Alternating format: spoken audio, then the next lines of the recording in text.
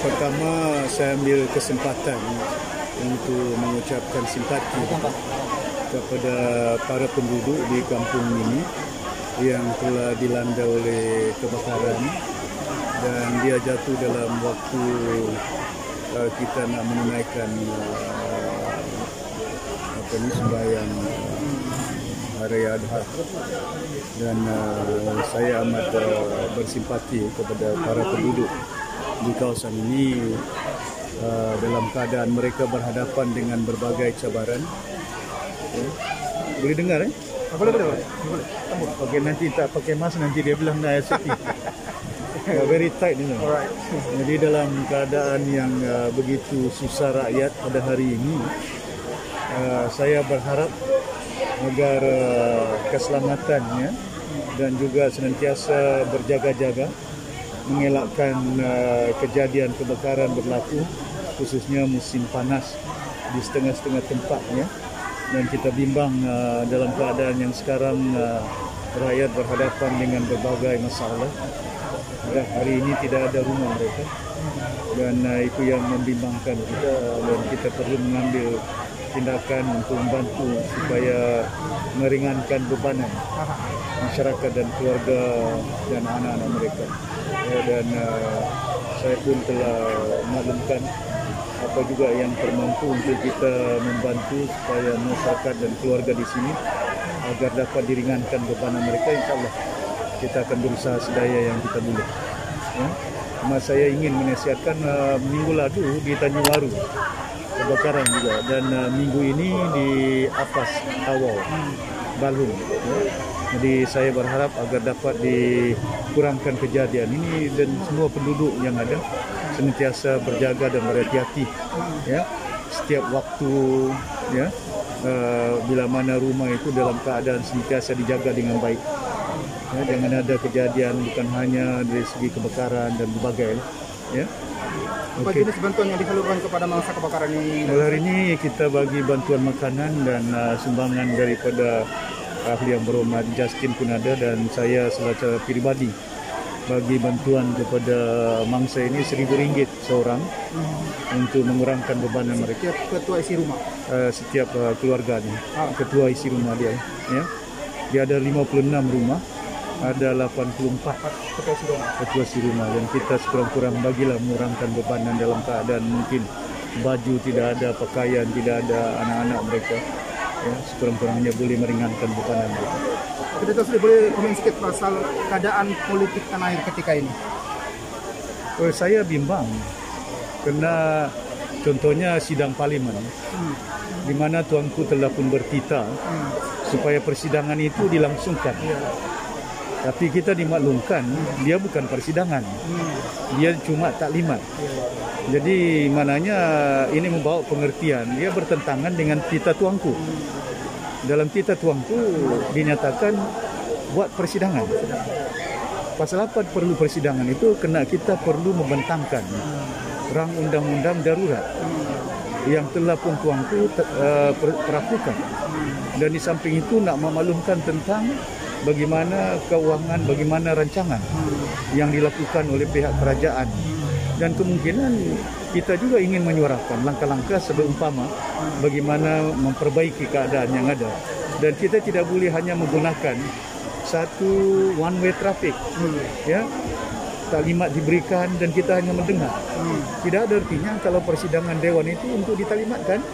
Kerana sebahagian besar daripada apa yang telah nak dijelaskan kita dah dengar. Sama ada menerusi televisyen, sama ada menerusi print paper, dah pun disiarkan sebegitu luas oleh pihak pemerintah. Tapi persidangan ini berlainan. Dan kita kena ingin bagaimana perjalanan undang-undang, bagaimana dari segi pekerjaan, ada beberapa ordinance yang telah diluluskan oleh mereka, dan ini kita nak tahu apa kesudahan dia, sama ada manfaat dia atau tidak dari segi mana keberkesanan dia. Malangnya hari ini kita nampak dengan menggunakan kaedah darurat bukannya menyelesaikan masalah COVID. Kita dengar daripada peringkat awal digunakan darurat ini semata-mata untuk nak ingin mengatasi masalah COVID. Tapi malangnya bila darurat dilaksanakan semakin meningkat. bukan hanya kejadian kes mangsa, kematian pun semakin meningkat setiap hari, dan ini yang membimbangkan kita. Jadi itulah sebaik landasan itu yang kita merayu, gunakan landasan parlimen ini untuk membolehkan kita boleh menyuarakan bukan hanya suara kerajaan, suara rakyat yang ada, ya. Yang bermasalah ini bukan rakyat sangat, yang bermasalah ini pemerintah, ya. Kena kita tahu bagaimana penyelesaian harus dilakukan, dan kita kena mendengar suara daripada akar umbi untuk cuba mengatasi. Banyak rakyat di negara ini yang bukan hanya hilang mata pencarian, hilang kerja, yang ada kerja hilang kerja, yang cari kerja tidak dapat kerja, malahan nyawa mereka, ya, juga terjejas. Di samping itu harta mereka, ada yang punya kereta kena jual kereta, ada yang punya rumah kena tarik rumah mereka. Jadi ini yang kita harus bagaimana cara bincangkan secara perinci untuk membolehkan supaya dapat diatasi sebaik mungkin. Ya, kita bukanlah kita bijak sangat, tapi sekurang-kurangnya selaku wakil kepada rakyat, suara rakyat itu perlu kita dengari, ya, daripada pimpinan-pimpinan, wakil-wakil ahli parlimen. Maka itu diwujudkan wakil rakyat untuk mewakili rakyat, ya, bukan hanya kerajaan mewakili rakyat, dan landasan ialah parlimen. Dan ini bercanggah dengan tita tuanku sebenarnya, ya. Artikel 150 kurungan 3 Perlembagaan Malaysia cukup jelas. Kita perlu luluskan rang undang-undang ordinary. Takkan kita nak luluskan rang undang-undang tanpa ada perbahasan. Kita tidak mahu parlimen sebagai rubber stamp saja.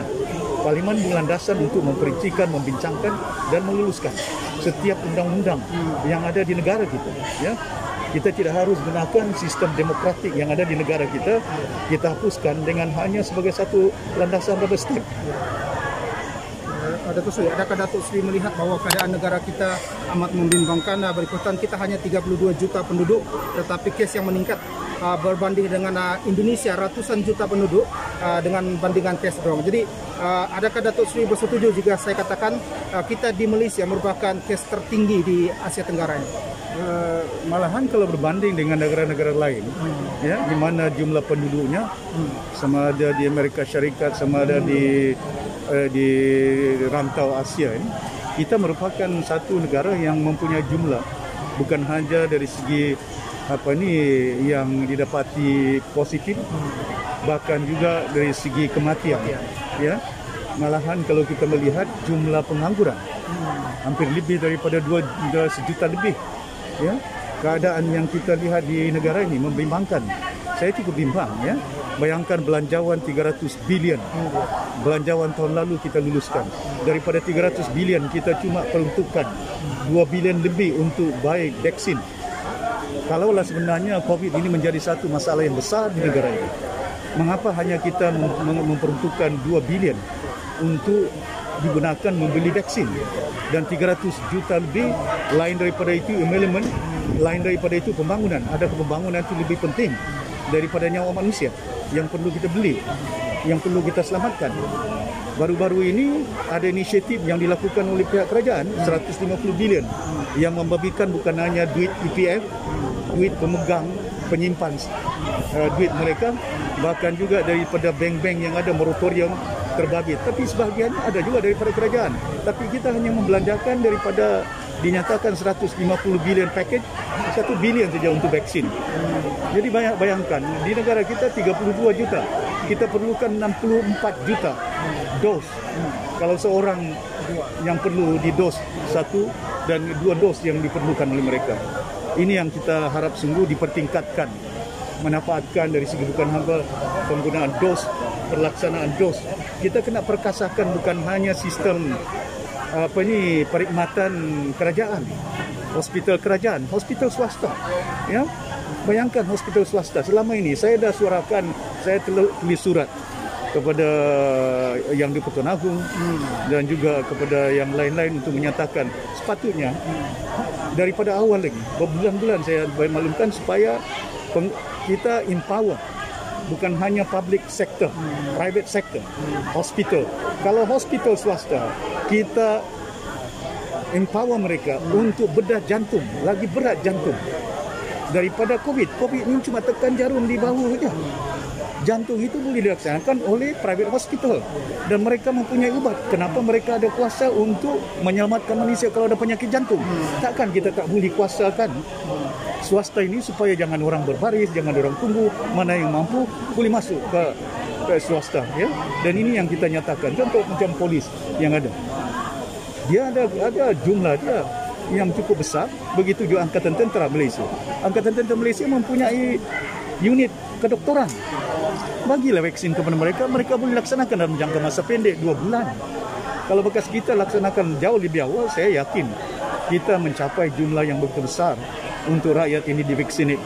Yang penting kepada kita selamatkan nyawa manusia. Bukan hanya menggunakan mask, tapi menggunakan obat. 80%, 70% nyawa manusia kita boleh selamatkan dengan ada vaksinasi. Bukan 100%. Malahan orang yang dibedah jantung dia, kalau diubati, mana ada blockage kita ubat, boleh selamat. Tapi tidak berarti 100% dia boleh selamat. Boleh ada yang sudah pun dibedah boleh mati sakit jantung. Begitu juga COVID. Tidak ada perbezaan dia COVID dengan influenza. Penyakit-penyakit yang lain, pandemik boleh merebak. Apa yang penting, kita harus mengambil langkah-langkah yang proaktif untuk membolehkan selaraskan. Contohnya di negara kita, cara pentadbirannya. Ada kejadian kes di Lambak Kelang. Ada kejadian kes di Kuala Lumpur, kilang. Di situ didapati positif. Kita tutup kilang di Perlis. Perlis tidak ada kena-mengena pun.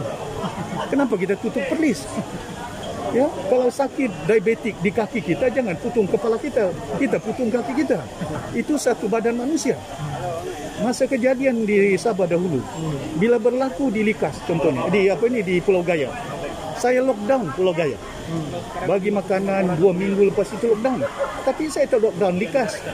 Saya tidak lockdown Pinampang. Saya tidak lockdown Kota Kinabalu pasal mereka tidak ada kes. Yang kes ini kita kawal. Mana yang kita mengawal? Interstate contohnya. Negeri ke negeri, kalau kampung itu dah kita kenal pasti satu rumah mempunyai kes 10 keluarga. Mungkin dalam 10 keluarga cuma 2 yang positif. Mak dia dengan mama bapak dia. Lepas itu kita kena ubati dia. Ini tidak. Dalam satu rumah cuma 2 orang saja positif. Lepas itu satu kampung kita terus lockdown. Yang lain itu bukan berpenyakit. Cuma kita percikan supaya dites, lepas itu dibagi vaksin. Ini cara bukan kita tidak boleh lakukan. Kita boleh lakukan, ya. Di negara lain juga boleh lakukannya. Cuma yang penting kepada kita perolehi vaksin dahulu. Lepas vaksin diperolehi, cara untuk mengedarkannya, distribution part of it. Empower private sector, empower public sector yang ada. Okay. Panjang cerita kena bahas di parlimen.